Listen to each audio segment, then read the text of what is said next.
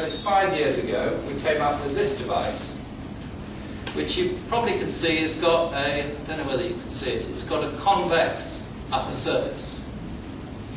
I don't know whether you can see that, but the bearing has a convex undersurface, so that it actually can come right down off the back.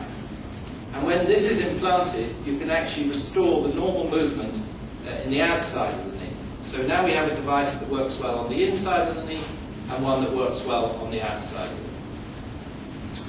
And perhaps the final thing, the latest introduction has been, seems pretty obvious, but I've told you that in the hip socket we now stick them without cement. The Oxford knee up until recently has always been stuck with cement, but now we have this special surface which has titanium and a hydroxyapatite coat that the bone sticks to. So now we can implant these components in a way that we think they will permanently stick to bone, we think they won't wear out, and we think they restore normal function. So we think they're very good. But there is one real problem with them, and that is, to get them working, you actually have to reconstruct the knee. You have to get all the ligaments working well together, whereas with a total knee, you just chop everything out and put in a replacement. So from a surgical point of view, it's actually very difficult to get right, and we spend a lot of time teaching. But anyway, so that's a brief review of what's happening in hip and knee replacement. If you've got any questions, both Andrew and I would be happy to address any of them.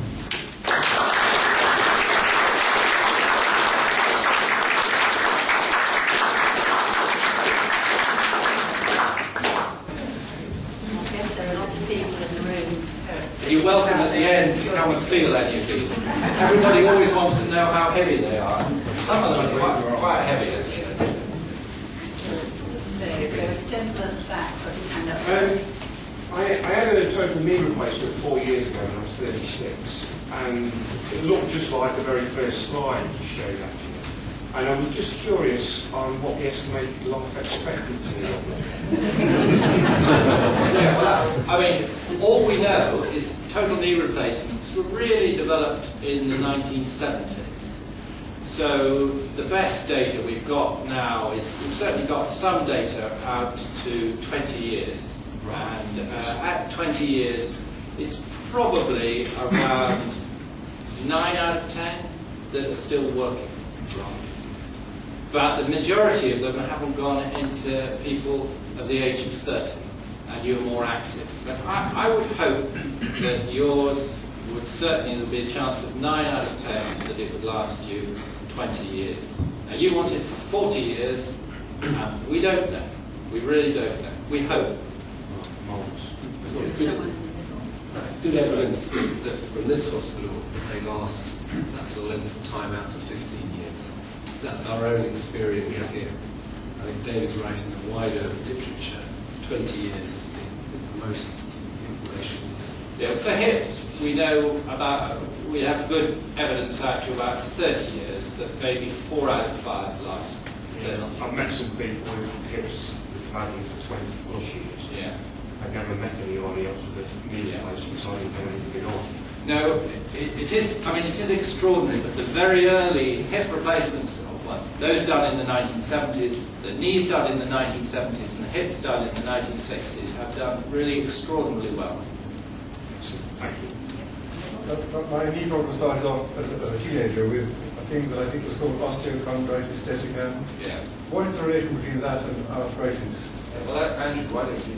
So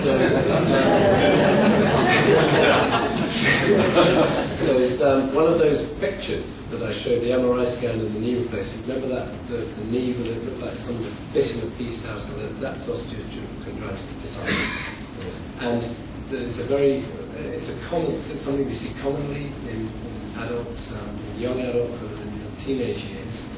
And if it's left untreated, most of those patients, if it remains symptomatic and painful, will develop arthritis. It won't be for 10 to 20 years, but that's still having severe arthritis in your 30s and 40s. For some people, actually, the condition rather strangely doesn't progress, but we don't understand enough about why some people do progress and some people don't, and that's why we need more information about the biology of these conditions.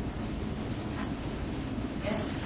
Given that the body is usually rather good at repairing itself, and given that you appear to be able to grow cartilage at least to some degree in the laboratory, in other words, it does grow, why doesn't it seem to repair itself better? Well, that's a really good question. And Hunter, who was a very famous surgeon a few hundred years ago, raised the very same question in an early piece written about cartilage. And the real answer to that is that it's avascular. What I mean by that, it has no blood supply. So in terms of nutrients and, perhaps more importantly, messages, chemical messages to tell cells how to behave, it's a fairly barren, it's a bit of a desert sort of material to allow repair and growth. So the body is very good at repair, usually in areas where there's blood supply. So it's a very challenging area. Chondrocytes are very sleepy and not very interested, seemingly, in trying to repair defects like this. And so we try to encourage them to do that as best we can. But it is interesting. I mean, Andrew showed you that his earliest case, you saw it was a punched out defect in the cartilage. And there you really can get cartilage to grow because it can grow up to the edges. The problem is once you've got arthritis, the cartilage is worn away and the bone is worn away. You've got bone rubbing on bone. If you put anything in there, it gets swept away. So that's the whole sort of premise behind Andrew's work, is that you've got to identify it early enough to actually treat it in a situation where you can regrow the cartilage.